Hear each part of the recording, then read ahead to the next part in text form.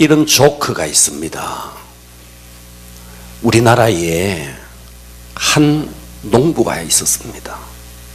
이 농부가 역대 대통령들이 다 즉위할 때마다 농부는 소를 키웠는데 가장 좋은 소를 대통령께 진상을 했답니다. 박정희 대통령에게 소를 한 마리 진상을 올렸더니 박정희 대통령은 소를 보더니 이렇게 이야기했다 그래요. 그 소 새마을 운동하는 데 갖다 줘 이랬대요. 전두환 대통령이 대통령이 되었을 때 또다시 소를 진상했더니 그 소 세동이에게 갖다 줘. 세동이에게. 노태우 대통령이 즉위했을 때 소를 진상했더니 그 소 아무도 못 보게 뒷곁에 메어도 그렇게 이야기했대요. 그 다음 대통령 김영삼 대통령이 되었더니 김영삼 대통령이 이렇게 이야기했대요. 그 소 현철이한테 갖다 줘 했대요. 현철이한테 갖다 줘. 김대중 대통령이 되었더니 그 소 북한의 김정일 위원장한테 갖다 줘. 노무현 대통령이 되었더니 소를 진상에 올렸더니 소에게는 관심이 없고 소를 가지고 몰고 온 농부를 빤히 쳐다보더니 네 쌍꺼풀 수술에 대해서 했노? 이렇게 이야기했답니다. 유머예요, 유머. 사람들은 한 시대가 지나고 한 정권이 지나면 사람들은 그 정권을 심판합니다.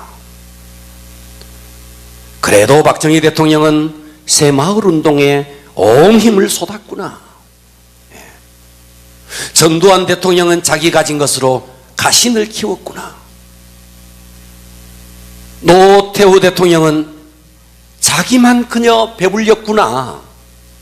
김영삼 대통령은 그의 권세를 아들에게 많이 나눠줬구나. 그리고 김대중 대통령은 북한에다가 많이 퍼다 줬구나. 노무현 대통령은 대통령 시절에 쌍꺼풀 수술했구나. 한 정권이 지나면 민초들은 그 정권을 심판합니다. 탄핵을 통해서 심판하지 않더라도 대통령이 얼마나 정치를 잘했는지 하지 못했는지에 대한 평가는 다 있습니다. 어느 대통령이라도 지나가면 그 정권에서 이룩한 모든 일을 심판합니다. 자, 그렇다면 우리가 언젠가 하나님 앞에 서게 될 텐데,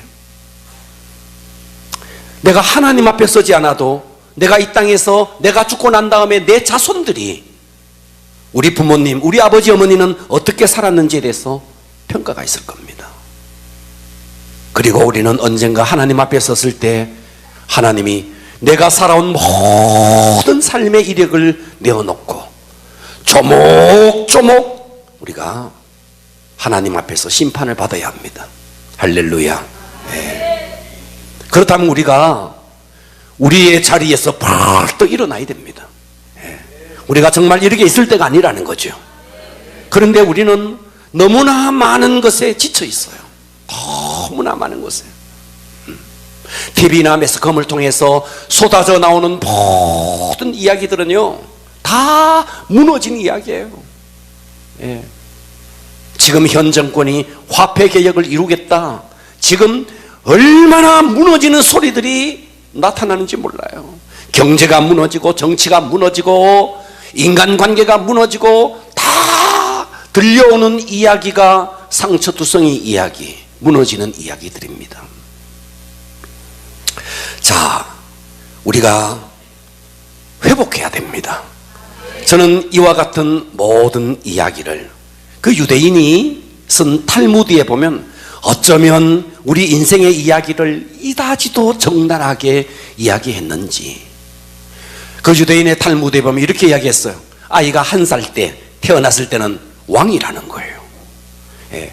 모든 가족들이 그 아이에게 비위를 맞추기 위해서 할머니고 할아버지고 엄마고 아빠고 까꿍까꿍 하면서 그 아이의 비위를 맞춰준다는 거죠. 근데 그 아이가 이제 조금 자라서 엉금엉금 기어다니면요, 이게 먹어야 되는 건지 먹지 않아야 되는 건지 깨끗한 건지 더러운 건지도 알지 못하고 다 입으로 가져갑니다. 그때의 아이를 돼지라고 그런다는 거예요. 그리고 나이가 좀 더 들어서 청소년기가 되어 18살쯤 되면 말이라는 거예요. 예, 운동장에 가면 쫓아다니면서 말이죠, 말처럼 말이죠, 자기를 과신한다는 거예요.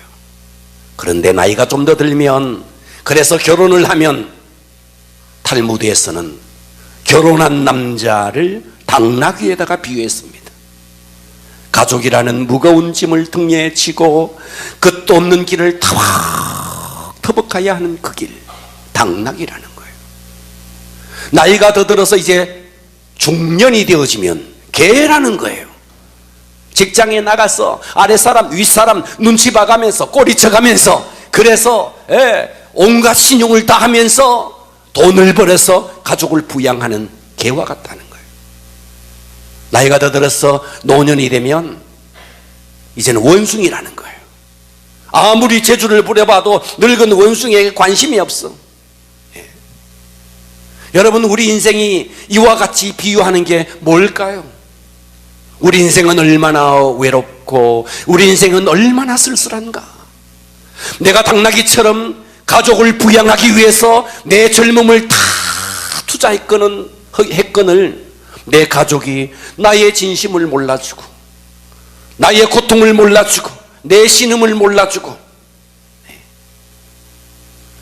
얼마나 가족조차도 내 내면의 외로움을 몰라줄 때 개처럼 온갖 신용을 다하면서 윗사람 비위를 맞춰주면서 그렇게 돈을 벌었어 자식들을 부양했거늘 늙은 원숭이가 되었을 때 가족들은 다 떠나가고 자식들도 다 떠나가고 홀로 남아있는 인생, 그 인생의 본질.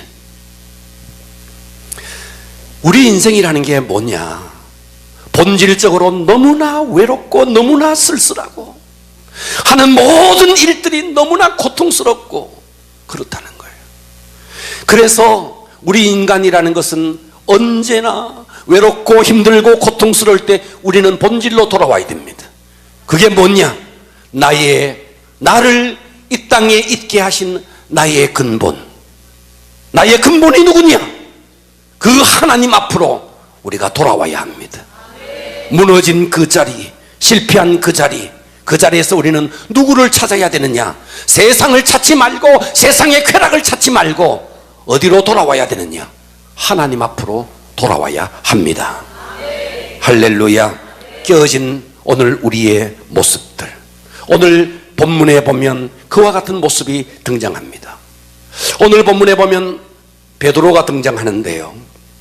자, 이 베드로는 그야말로 예수님이 이 땅에 공생애를 하는 동안에 너무나 많은 은혜를 받았던 자였습니다.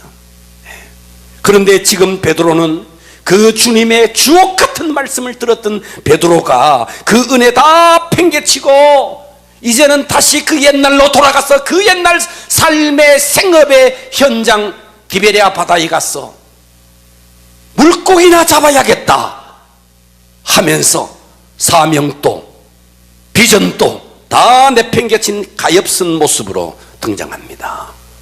저는 오늘 설교의 제목을 회복을 넘어 사명으로, 우리 한번 따라서 합시다. 회복을 넘어 사명으로. 자, 먼저 우리에게 필요한 것은 회복입니다.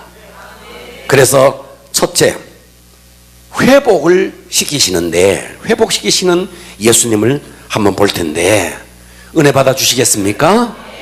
할렐루야. 오늘 여러분의 생애 최고의 기적이 일어나기를 축복합니다. 자, 그렇다면 먼저 이 베드로가 예수님을 처음 만났던 3년 6개월 전으로 거슬러 올라가 보면, 자, 마태복음 4장 18절에 보면 갈릴리 해변에 다니시다가 두 형제 곧 베드로라 하는 시몬과 그의 형제 안드레가 바다에 그물을 던지는 것을 보시니 그들은 어부라. 말씀하시되 베드로와 안드레를 보면서 말합니다. 나를 따라오라. 내가 너희를 사람을 낚는 어부가 되게 하리라 하시니 그들이 곧 그물을 버려두고 예수를 따르니라. 나를 따르라. 이 말에 그물을 버려두고 벅찬 감격으로 열정을 가지고 주님을 쫓아갔던 베드로. 그런데 지금 베드로는 어떤 모습으로 있느냐? 시리와 좌절과 절망 속에 빠져서 그 옛날 그 예수님이 자기를 불렀던 그 갈릴리 호수, 디베랴 호수, 거기에 가서 또다시 그 옛날에 고기를 잡는 일을 하고 있다는 거예요. 그러니까 예수님이 마태복음 4장 29절에 나를 따라오라, 사람 낚는 어부가 되게 하리라, 이때부터 예수님을 쫓아다녔어요. 그야말로 엄청난 기적이 일어났습니다. 병자가 살아나고 나병 환자가 일어나고 죽은 자가 그냥 벌떡 일어나고 5,000명도 넘는 장정들을 오병이어로 먹이시고 바다 위를 걷고 풍랑을 잠잠케 하고, 그리고 드디어 예수님이 예루살렘으로 입성할 때 수 없는 예루살렘 백성들이 그 종려나무 가지를 흔들며 호산나 다윗의 자손으로 오신 이여 그렇게 찬송합니다. 그리고 성전에 들어가서 어떤 일이 일어납니까? 그야말로 그 성전의 장사치들을 다 내쫓고, 그리고 화요일날 신학 논쟁이 있는데 이 예수님을 감당할 자가 없는 거예요. 무화과나무를 저주하니 그냥 뿌리채 말라버립니다. 이 모든 광경을 지켜보면서 베드로는 속으로, 맞아, 내가 정말 선택을 잘해서, 내가 정말 이분만큼 선택을 잘해서 그랬던 그 스승 예수가 어느 날 맥없이 십자가에 그냥 못 박혀 죽는 거예요. 다른 모든 제자들이 잡힐 때 다 도망갔지만 그래도 용기 있던 베드로는 쫓아갑니다. 예수님을 쫓아갑니다. 어떻게 될까 쫓아갑니다. 그런데 연약한지라 계집종 하나 앞에서 3번이나 주님을 부인하고, 그리고 도망쳐 갔던 장소, 그 생업의 현장, 그 갈릴리 바다, 그리고 시간이 지났고 부활한 예수님이 그 갈릴리 호수에서 고기를 잡고 있는 베드로를 찾아온 현장, 이것이 오늘 본문입니다. 할렐루야. 자, 오늘 본문 1절을 다시 보면 1절 보십시오.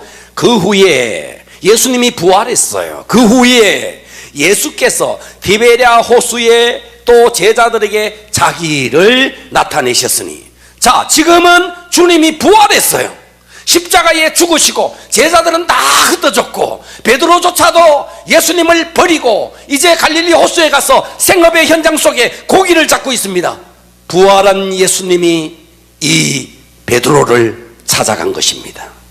그 후에 예수께서 디베랴 호수에 또 제자들에게 자기를 나타내셨으니 나타내신 일은 이러하니라. 시몬 베드로와 두모라 하는 도마와 갈릴리 가나 사람 나다나엘과 세베대의 아들들과 또 다른 제자 둘이 함께 있더니 시몬 베드로가 뭐라고 말하느냐? 나는 물고기나 잡으러 가겠다. 물고기 잡으러 가노라 하니 다른 제자들도 우리도 함께 가겠다 하고 나가서 배에 올랐다는 거예요. 그리고 밤새도록 고기를 잡기 위해서 그 물질을 하는 거예요. 부활한 주님이 주님이 십자가에 못 박혔을 때 다 도망가고 지금 생업의 현장 속에 밤이 맞도록 고기를 잡았는데 사명을 등지고 주님을 버리고 고기를 잡기 위한 그 자리에, 그 다음 구절을 보세요. 그날 밤에 아무것도 잡지 못하였더니. 여러분, 이것이 우리의 모습 아닙니까?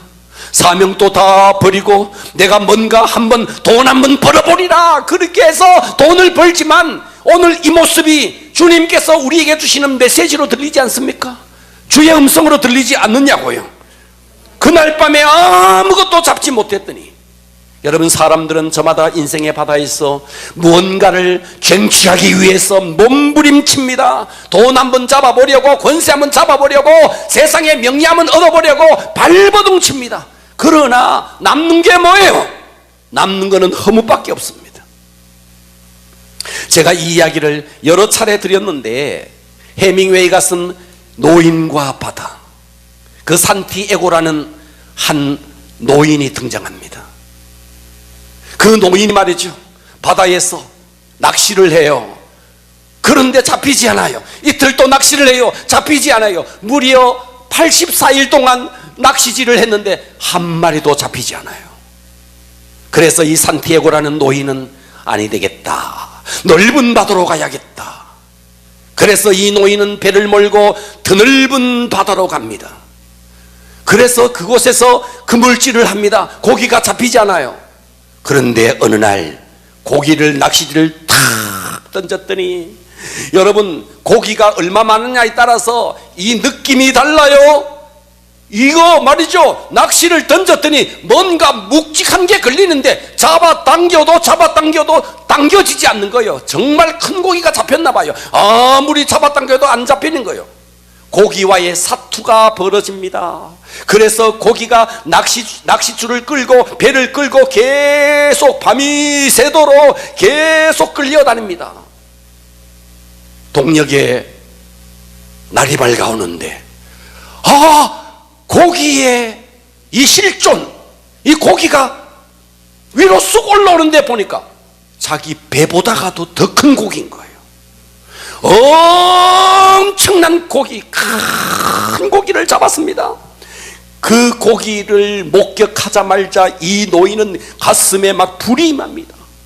그 고기의 이름이 뭐냐? 청새치라는 고기. 자기 배보다가도 더 큰 고기. 집념을 불태우면서 내가 이 고기를 반드시 잡고 말 것이야, 잡고 말 것이야. 고기와의 사투가 벌어집니다.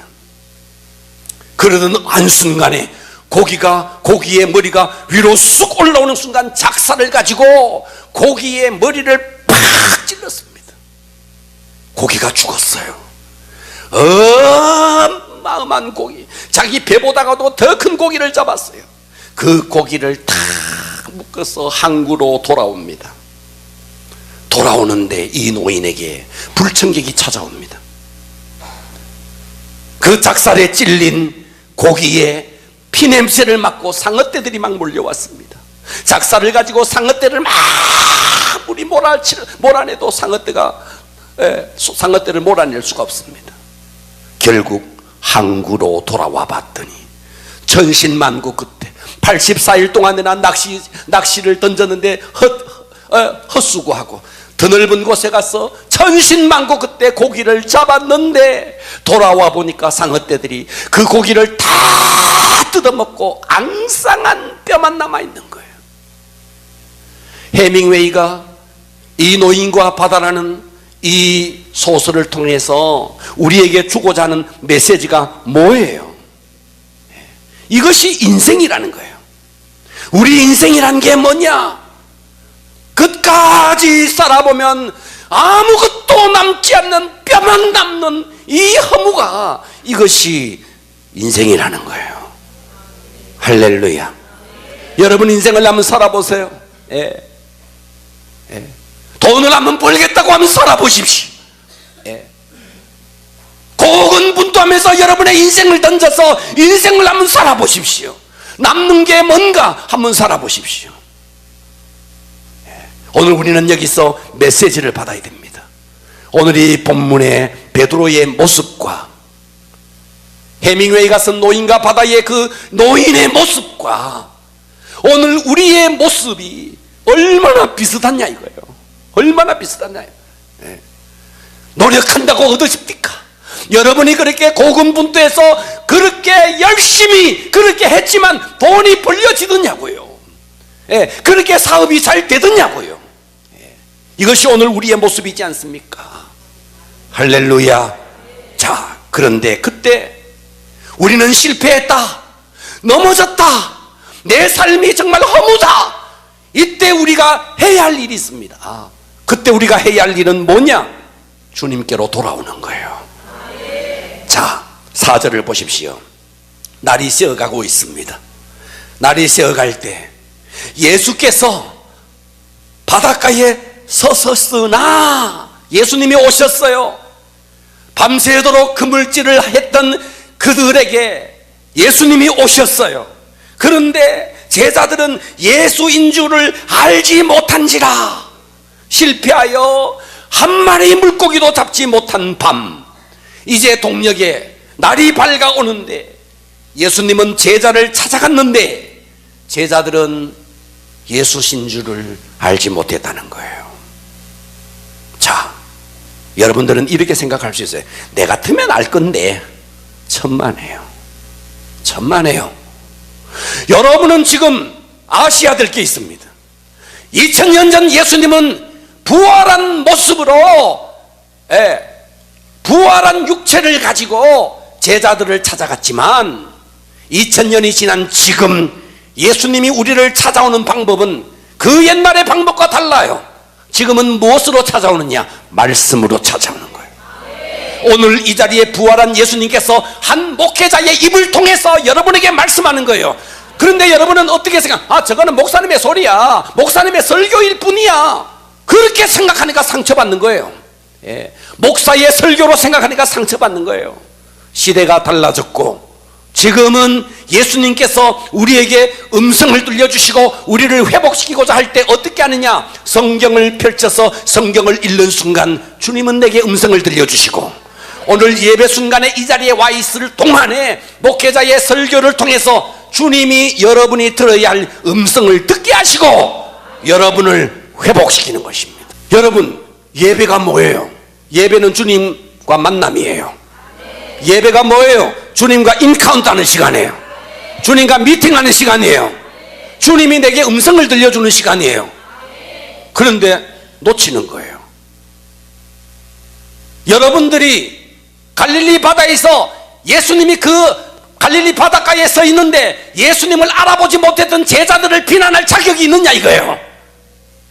우리가 똑같은 자이지 않느냐 이 말이에요. 말씀을 통해서 날마다 말씀을 전해주는데 예수인지를 알지 못하는 이 비극 말이죠. 할렐루야. 자, 그런데 주님이 찾아오셨어요. 할렐루야. 찾아오셨는데 어떻게 찾아왔느냐?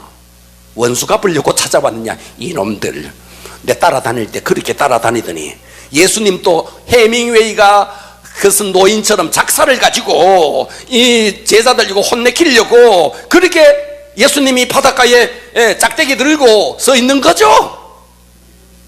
예수님은 그렇게 온 게 아니라는 거예요. 할렐루야. 그렇게 온 게 아니라는 거예요. 예수님을 배신하고 3번이나 부인하고 떠나갔던 그 베드로에게 어떻게 찾아왔느냐? 이미 용서를 다 해놓고, 이미 모든 것을 다 용서해놓고, 이미 그 제자들을 품으리라고 작정하시고 주님은 제자들을 찾아간 것입니다. 할렐루야. 그러니까 우리는 이 사실을 믿으셔야 돼요.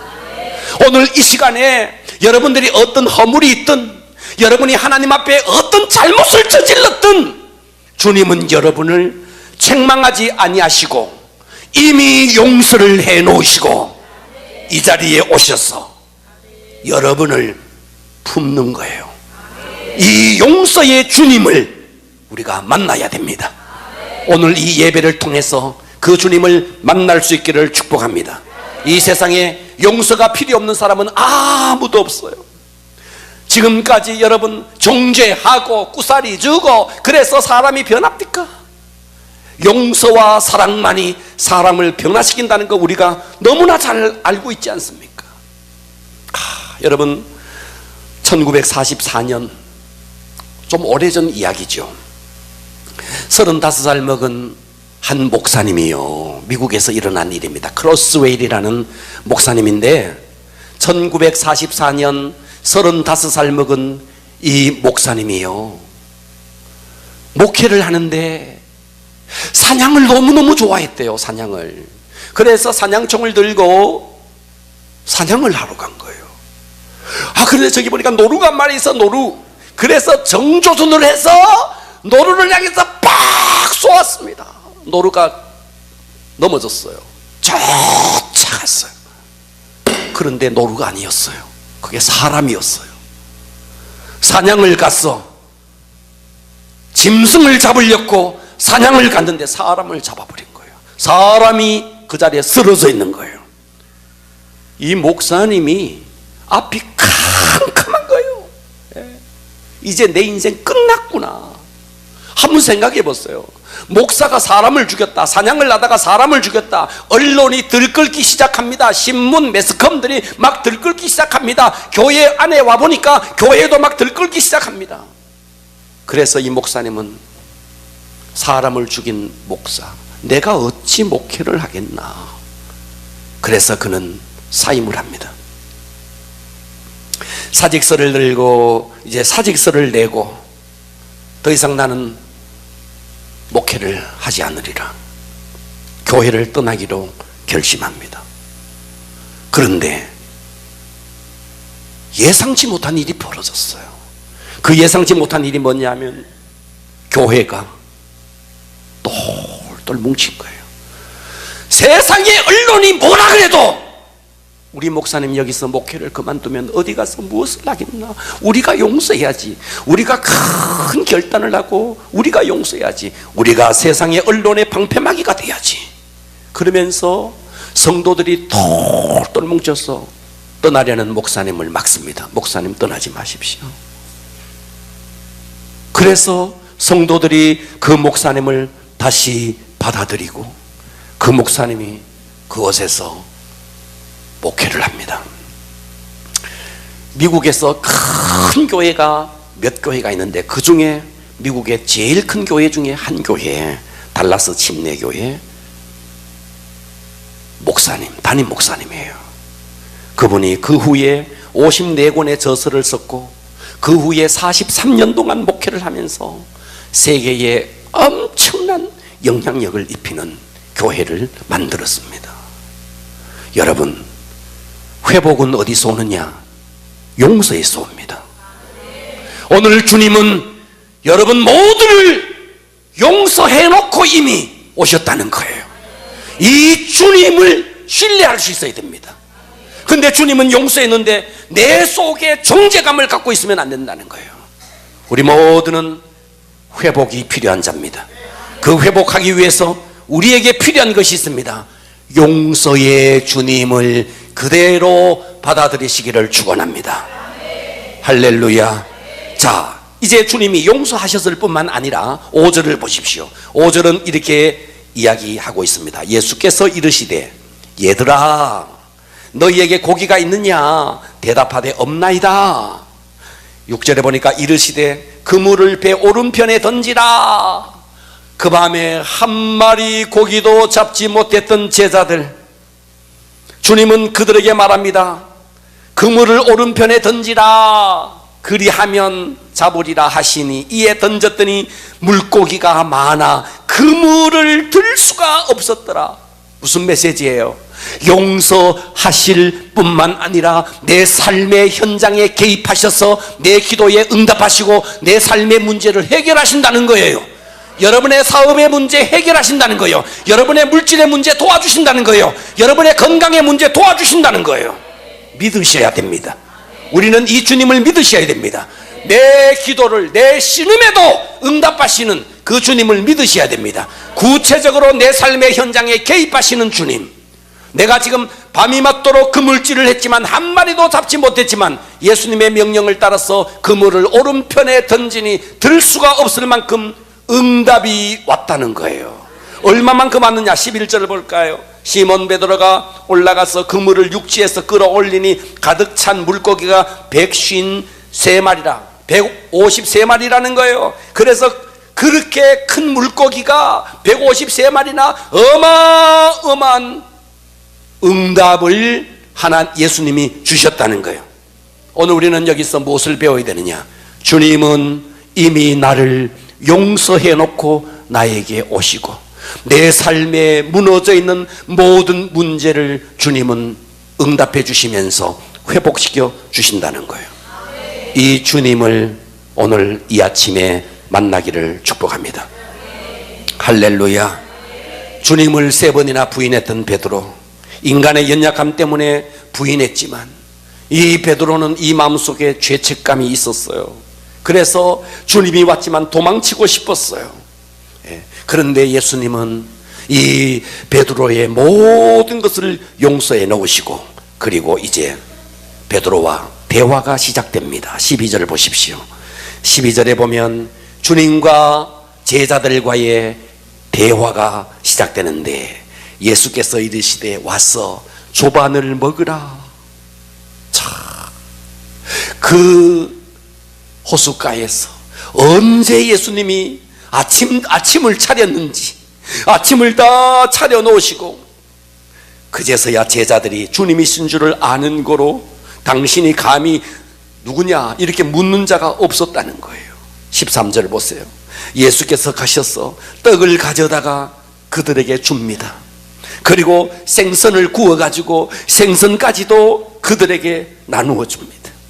언제 주님이 생선 요리를 다 했는지, 그러면서 주님이 첫 마디가 뭐예요? 조반을 먹어라.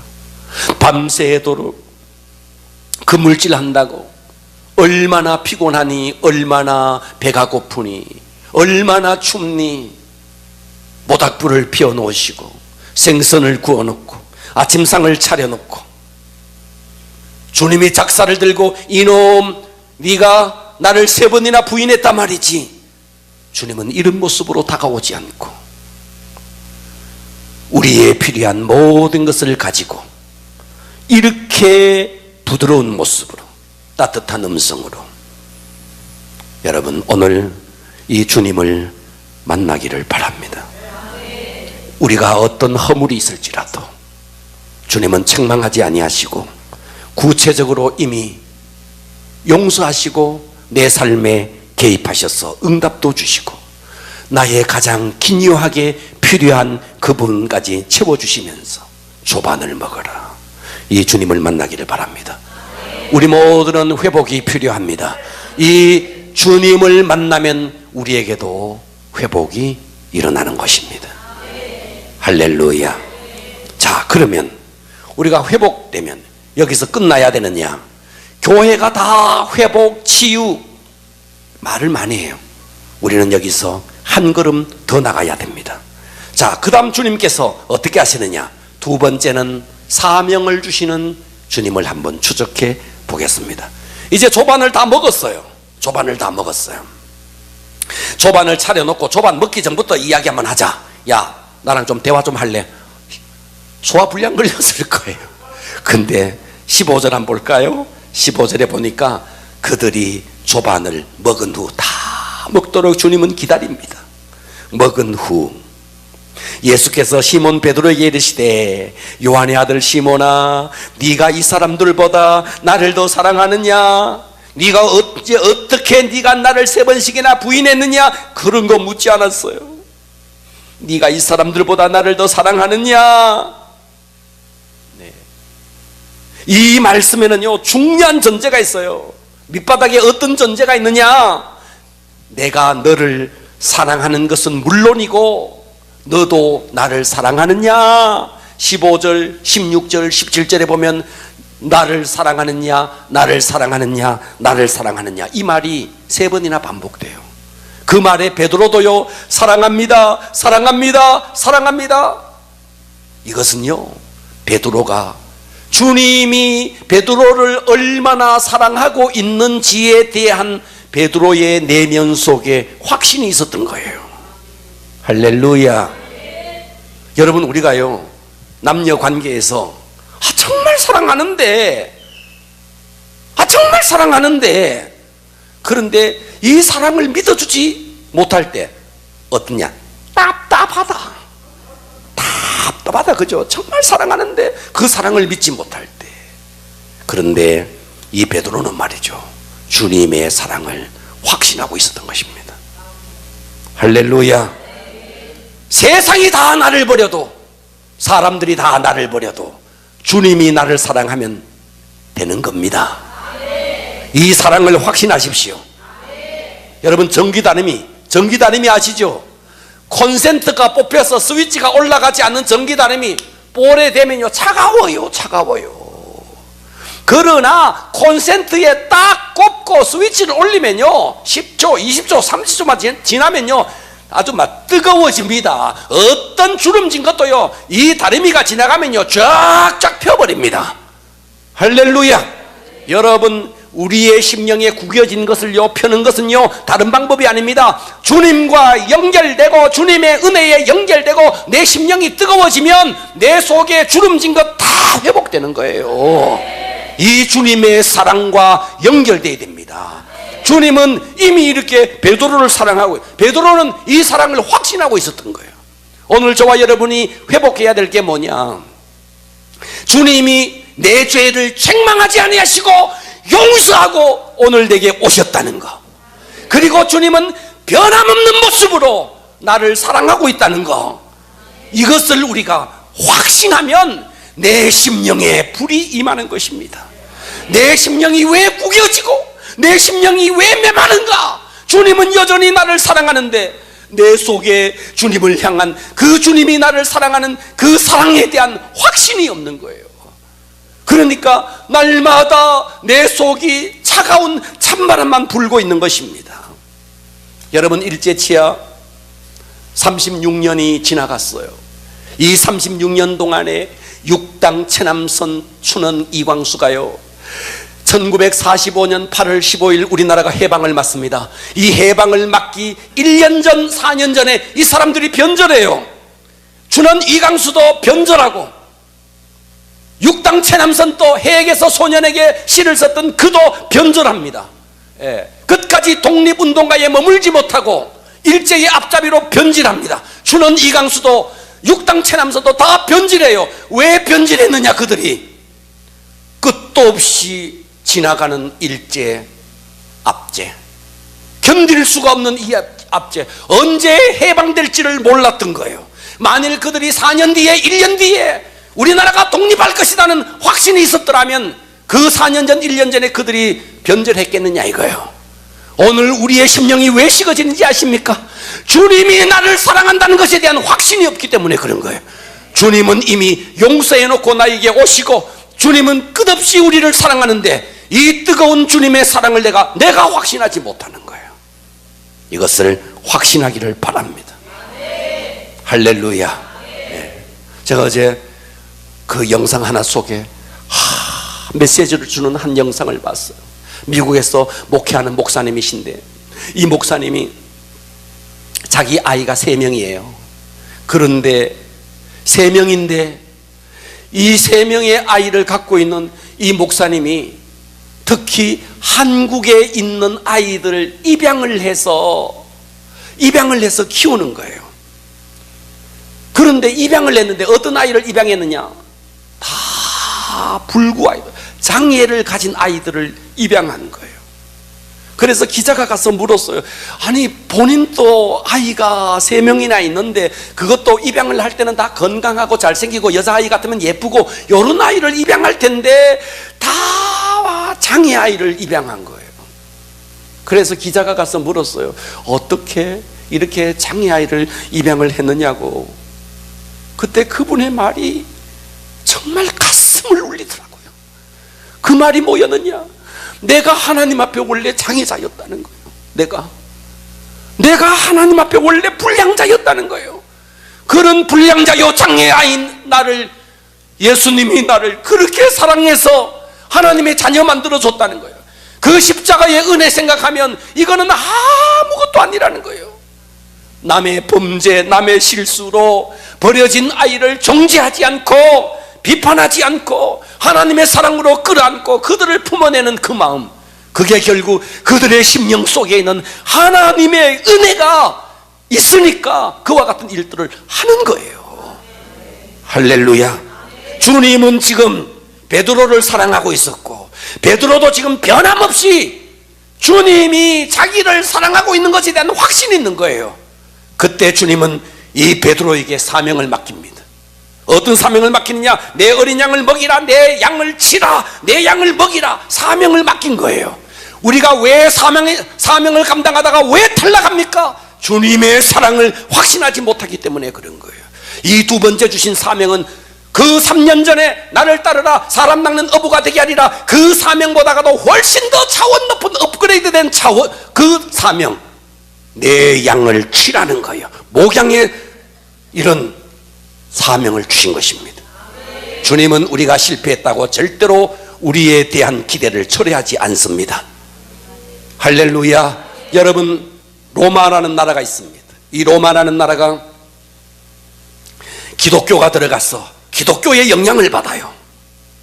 기독교의 영향을 받으면서 로마인 이야기라는 시오노 나나미가 쓴 책에 보면 로마라는 나라는 절대로 패전한 장군에게 절대로 책임을 묻지 않는다, 문책하지 않는다, 처벌하지 않는다. 실패하고 돌아온, 전쟁에서 패전하고 돌아온 장수를 절대로 처벌하지 않는다. 왜? 로마인들은 명예를 가장 중요하게 여기는데, 패전한 것도 억울한데 거기에서 처벌까지 했을 때 이 사람이 살아남을 길이 없다. 절대로 처벌하지 않고 다음에 다시 명예를 회복할 수 있도록 두 번째 기회를 준다. 그래서 이 장수는 벼루입니다. 내가 그때 왜 실패했는지, 그래서 그것을 연구하고 다음의 전쟁에서 반드시 자신의 명예를 회복하는 거예요. 기독교의 영향입니다. 예수님은 절대로 우리가 실패했을 때 실패를 따지고 문책하고 처벌하지 않고 용서하시고 사랑하는 마음을 변함없는 마음으로 우리에게 다가오셔서 우리를 품으시는 분이십니다. 그래서 이 베드로는 그 실패 속에서 벌떡 일어날 수 있었습니다. 18절을 보십시오. 내가 진실로 내게 이르노니 네가 젊어서는 스스로 띠띠고 원하는 것으로 다녔거니와 늙어서는 네 팔을 벌리리니 남이 내게 띠띠우고 원하지 않은 곳으로 데려가리라. 마지막 베드로의 마지막에 얼마나 하나님 앞에, 주님 앞에 귀하게 쓰임받을지를 보여주고 있습니다. 네가 젊어서는 말이야, 스스로 네 마음대로, 네 충동대로, 네 본능대로 가고 싶으면 가고 말고 싶으면 말았지. 아니야, 이제 늙어서는 남이 내게 띠띠우고 원하지 않는 곳으로 데려가리라. 이 남이 누구냐? 예수 그리스도예요. 내가 너의 인생에 개입해서 너를 데려갈 거야. 그리고 너는 너의 마지막에 빛나는 모습으로 세워줄 거야. 19절을 보십시오. 이 말씀을 하시면 베드로가 어떠한 죽음으로 하나님께 영광을 돌릴 것을 가리키심이라. 이 말씀을 하시고 베드로에게 이르시니 나를 따르라. 할렐루야. 베드로는 마지막 어떻게 죽을지 주님은 그걸 아셨어요. 우리가 아는 대로 베드로는 마지막에 십자가에 꺾울려 매달려 순교하면서 주님을 증언했다고 야사가 전하고 있습니다. 할렐루야. 이제 우리 차례입니다. 내가 이 땅에 왜 태어났는가? 내가 이 시간 이 자리에 왜 사는가? 공연히 그저 이 땅에 던져진 존재인가? 아니라는 것입니다. 여러분, 방학을 한 아이가 방학이 끝나면 선생님이 내준 숙제를 다 가지고 가서 숙제 검사를 맡듯이 우리가 이 땅에 올 때는요, 주님께서 우리에게 맡기신 미션, 숙제, 사명이 있다는 거예요. 그리고 방학이 끝나듯이 내 인생이 끝나는 그날 우리는 이 땅에서 내가 이루었던 모든 것을 가지고 그 주님 앞에 가서 숙제 검사를 맡아야 합니다. 사람들은 비전, 나는 의사가 되는 비전 갖고 있어, 나는 정치가가 되는 비전 갖고 있어. 요즘은 뭐 컴퓨터 뭐라 그러더라, 뭐 컴퓨터 무슨 뭐 하는 사람, 또 어떤 사람, 요즘은 뭐랄까 유튜버도 막 있더라고. 제가 어제 초등학교 희망직업에 들어가 봤더니 초등학생들 첫째 희망직업 운동선수, 두 번째 교사, 셋째 의사, 넷째 요리사, 다섯 번째 유튜버, 여섯 번째 경찰, 일곱 번째 법률가, 여덟 번째 가수, 아홉 번째 프로게이머, 열 번째 제빵죄가사, 이렇게 나오더라고요, 초등학생들이. 그런데 꿈, 비전, 나는 말이야 무슨 뭐 컴퓨터 뭐 할 거야, 나는 뭐 할 거야. 여러분,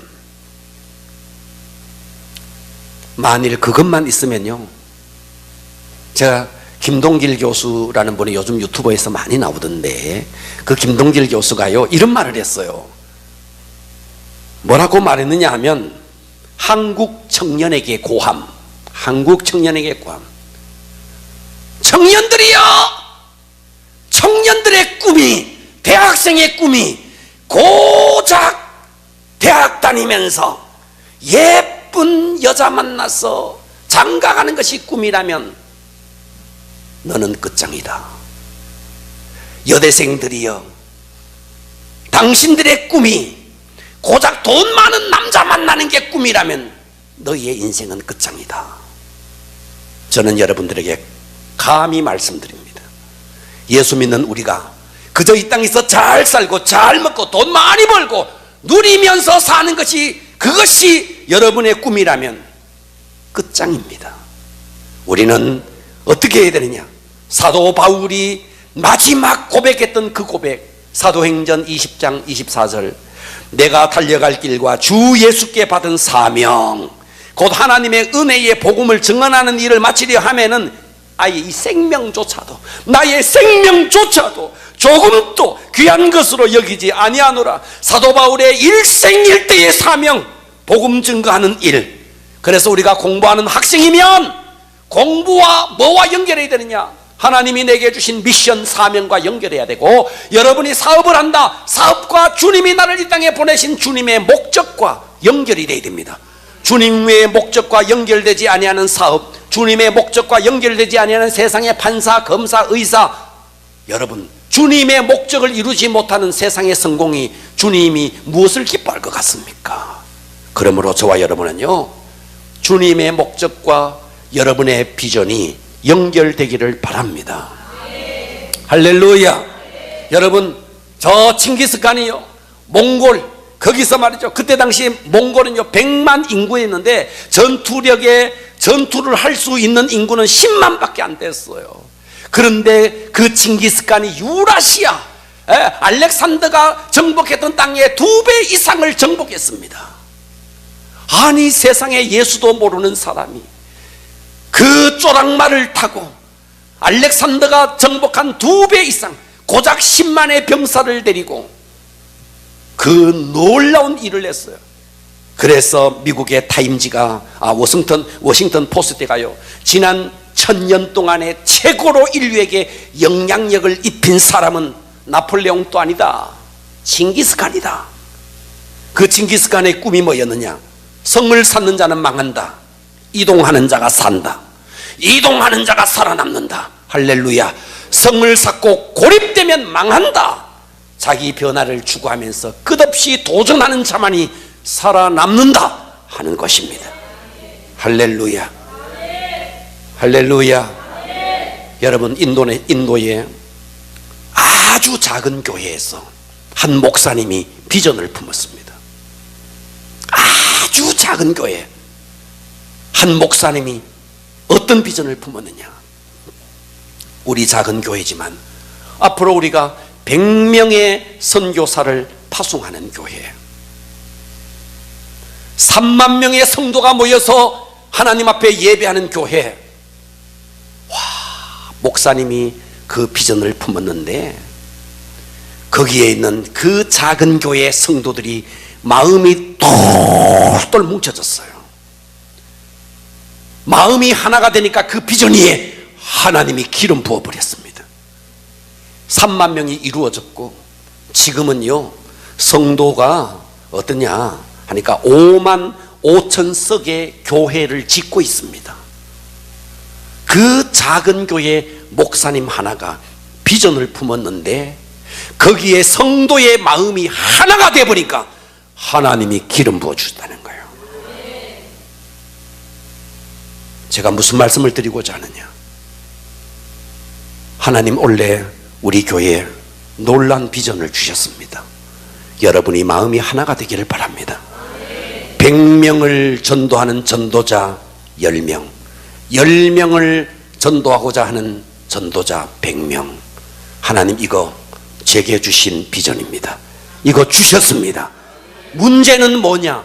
여러분의 마음이 얼마나 여기에 쏟아주느냐, 이것이 문제예요. 이것만 되어지면 이 비전 위에 하나님은 기름을 부어주실 것입니다. 방황할 시간 없습니다. 우리 더 이상 우리가 좌절하고 절망할 시간 없습니다. 용서의 주님, 사랑의 주님, 그분은 이미 나를 용서를 다 해놓았습니다. 이제 우리에게 새로운 사명을 우리에게 주시는 것입니다. 지금은 우리가 뭐 할 때냐? 마음이 하나가 되어야 할 때입니다. 그래서 우리의 손이 주님의 손이 되어서 세상에 상처받은 모든 사람들에게 다가가서 주님의 손처럼 우리가 그들을 만져주고, 우리의 가슴이 주님의 가슴이 되어서 상처난 그들을 끌어안아 줄 때, 심정이 아파 고통하는 그들을 안아줄 때 기적이 일어날 것입니다. 우리의 나머지 인생 회복된 다음 우리는 주님이 주신 미션, 이 사명을 붙들고 승리하는 삶을 살기를 축원합니다. 기도하겠습니다.